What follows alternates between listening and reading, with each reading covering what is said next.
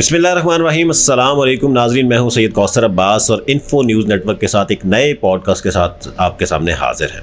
नाज़रीन, पाकिस्तान और इंडिया की टेंशन जिस तरह हमने पहले बात की थी कि वो सिर्फ पाकिस्तान और इंडिया के बीच में एक टेंशन नहीं है, बल्कि पूरी की पूरी दुनिया में जहां पे पाकिस्तानी और इंडियंस बहुत ज़्यादा बसते हैं, उन सारों के बीच में भी एक सीरियस इश्यूज़ जो है उसकी वजह से जो है वो क्रिएट हो रहे हैं। इसी हवाले से जो रोल रहा हमारे ओवरसीज़ पाकिस्तानीज़ का, डेफिनेटली वो बड़ा हम समझते हैं कि उसको अप्रिशिएट करना चाहिए कि उन्होंने पाकिस्तान की आवाज़ सिर्फ पाकिस्तान के अंदर नहीं बल्कि दुनिया में पाकिस्तान की आवाज़ इस हवाले से बुलंद की और वहाँ पे हाई कमीशंस के बाहर और बहुत सारी जो इस तरह की सिचुएशन सारी चल रही थी, उस हवाले से लोगों को आगाह किया कि जो डिसइंफॉर्मेशन फैलाई जा रही थी पाकिस्तान के हवाले से, उसको काउंटर करने के लिए हमारे ओवरसीज़ पाकिस्तानीज़ ने भी बड़ा एक अहम रोल प्ले किया। इसी हवाले से आज हमारे साथ मौजूद हैं एक ओवरसीज़ पाकिस्तानी फवाद खान साहब, जो ओवरसीज़ पाकिस्तानी भी हैं और उसके साथ साथ इनका एक्स मिलिट्री बैकग्राउंड भी है। उनसे हम बात करेंगे। फवाद साहब, सारी सिचुएशन के बारे में आप यकीनन आगाह रहे और सारी सिचुएशन आपने देखी, बताइएगा कि ओवरसीज़ पाकिस्तानीज़ को अगर देखा जाए या इंडियंस को देखा जाए तो वहाँ पे इस सारी सिचुएशन को कैसे देखा जा रहा है?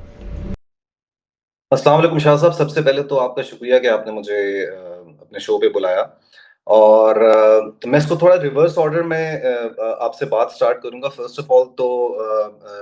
आई want to thank the international community, जिन्होंने काफ़ी डी एस्केलेशन में पाकिस्तान और इंडिया के दरमियान जो हुआ ये कुछ इसकी डी एस्केलेशन में हेल्प की। उसमें यूएस का एक किरदार रहा,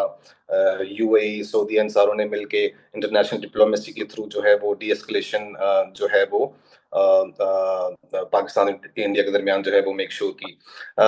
एज फॉर पाकिस्तानी जो ओवरसीज रह रहे हैं, मुझे ऑलमोस्ट 12 साल हो गए हैं यहाँ दुबई में। एंड हम यहाँ दुबई में जो है वो इंडियंस के साथ मिलके काम भी करते हैं, ऑफिस में भी, स्पोर्ट्स वगैरह भी, और ये सारी चीजें हम लोग जो है वो आपस में मिलके हम लोग करते हैं। I am yet to come across an Indian, अगर मैं पर्सनली बात करूं, जो कि पाकिस्तान को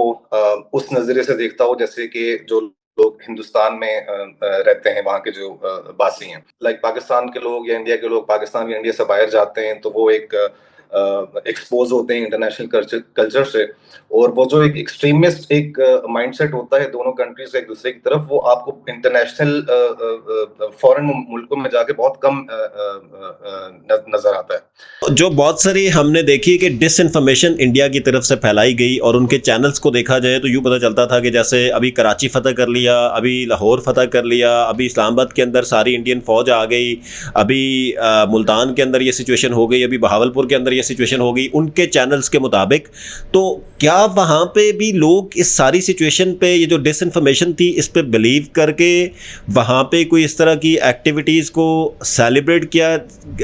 रहा था, या इस सारी एक्टिविटी को जो है वो डिस्करेज किया जा रहा था, या क्या सिचुएशन थी वो जो सारी एक डिसइंफॉर्मेशन इंडिया की तरफ से फैलाई गई? जबकि पाकिस्तानी आर्म्ड फोर्सेस का अगर रोल आप देखें तो डीजीआई, एसपीआर, इसी तरह इवन एयरफोर्स, नेवी, सारे के सारे जो हमारे उनके रिप्रेजेंटेटिव्स या उनके स्पोक्स पर्सन है, वो आके हकायक से आगाह कर रहे थे लोगों को। और दूसरी साइड पे हम देखें तो इंडिया की तरफ से मल्टीपल लेवल पे, starting from the top tier to ground level, अगर एक छोटे से छोटे रिपोर्टर की बात की जाए तो वहाँ पे भी हमें डिसइंफॉर्मेशन ज़्यादा नज़र आ रही थी, और यूँ पता चल रहा था कि जैसे पाकिस्तान नक्शे से ख़त्म हो चुका है। बहुत इंटरेस्टिंग सवाल है आपका कौसर।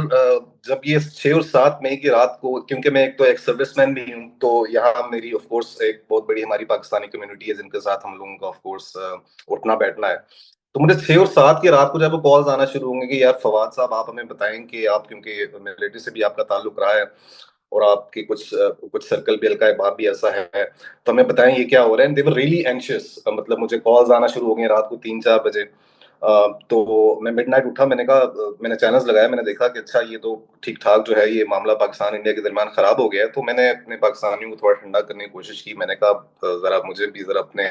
कुछ, let me ring some numbers and get some information. तो ऑफ कोर्स यहाँ भी जो है वो एक बौखलाहट तो आई थी, और पाकिस्तानियों के जो मेरी कॉन्वर्सेशन हुई पाकिस्तानी के साथ, दे वर रियली वरीड कि एज इन पाकिस्तान में ऐसा क्या चल रहा है। और क्योंकि इंडियन मीडिया ने तो ऐसी हाइप क्रिएट कर दी थी कि एज इन पाकिस्तान जो है वो कम्प्लीटली फतह हो गया और सब कुछ। لیکن وہ جیسے ہی رات کو جو ہے وہ D G I S P R جو ہیں ہمارے پاکستان کے، وہ آئی تھنک فرسٹ انہوں نے اپیئرنس شو کی 12 بجے، اینڈ اس کے بعد پھر انہوں نے یہاں کا دبئی کا آئی تھنک 3-4 بجے کا ٹائم تھا، جب وہ 5 منٹ کے لیے دوبارہ آئے، انہوں نے بولا کہ اب انڈیا کو انہوں نے وارن کیا کہ now you wear and watch.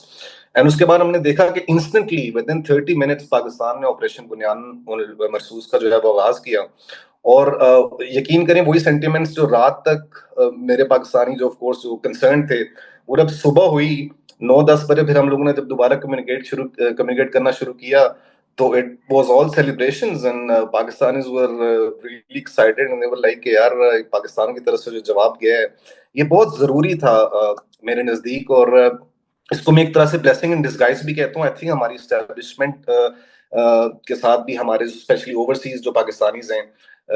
ان میں تھوڑی سی مایوسی پائی جاتی تھی. آئی تھنک اللہ تعالیٰ نے ایک بڑا سنہری موقع دیا ہے. آئی تھنک اس حوالے سے اگر دیکھا جائے تو پچھلے کچھ عرصے میں اوورسیز پاکستانیز کی جو پرسیپشن ہے اس حوالے سے وہ کافی بہتری کی طرف گئی، کیونکہ پاکستان میں ابھی ریسنٹلی کچھ مہینے پہلے ایک اوورسیز کنونشن بھی کروایا گیا تھا، جس میں اوورسیز پاکستانیوں نے کثیر تعداد میں شرکت بھی کی تھی، اور وہ جو ایک ہوپ لیسنس تھی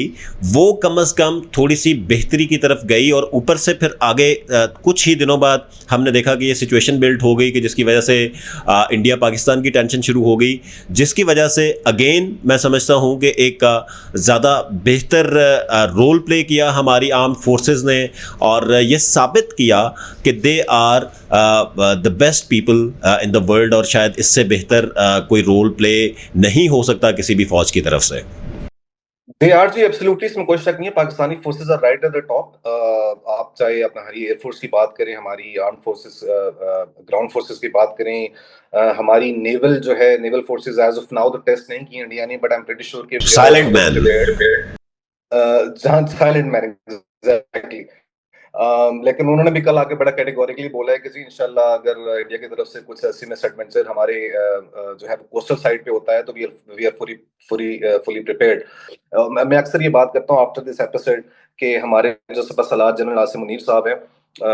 بڑے اسٹرانگ ہیڈڈ، بڑی ریزالو انہوں نے اس پورے ایپیسوڈ کے دوران شو کی. اس وقت ہم نے بالکل اس ساری سچویشن میں دیکھا کہ سپہ سالار ہوں یا ایون نیول چیف ہوں، آرمی ایئر فورس کے چیف ہوں، ہماری تمام پوری قوم نے ان کے ساتھ وہ کھڑے ہوئے بغیر اگر کسی کا کوئی ڈفرینس تھا بھی ایک دوسرے سے سیاسی طور پہ، تو سب سے پہلے ہمیں یہ نظر آیا کہ یہاں پہ کوئی شیعہ نہیں، کوئی سنی نہیں، کوئی دیوبندی نہیں، کوئی پی ٹی آئی نہیں، کوئی پیپلز پارٹی نہیں، کوئی پی ایم ایل این نہیں، سارے لوگ ایک قوم بن کے جو ہے وہ سب نے بات کی. اور یقیناً